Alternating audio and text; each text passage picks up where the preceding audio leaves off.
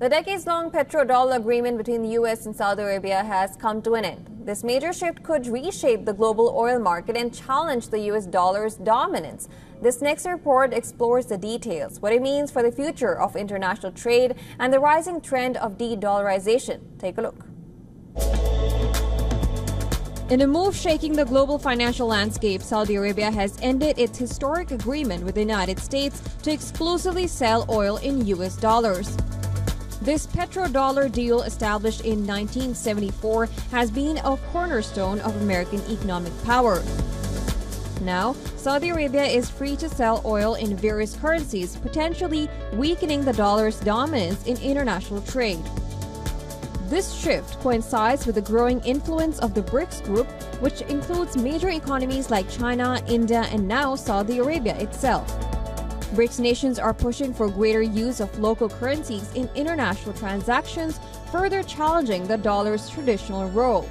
The recent wave of geopolitical tensions, particularly the war in Ukraine and sanctions on Russia, has fueled concerns about the security of dollar-denominated assets.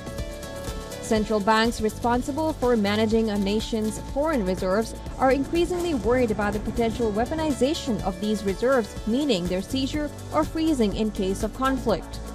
This has led to a diversification of central bank reserves, with currencies like the euro and yen gaining traction. Additionally, gold is seeing renewed interest as a safe haven asset.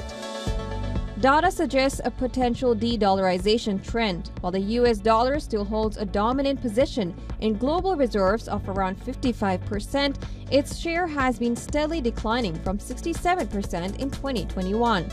Central banks are actively diversifying their holdings towards their currencies and gold.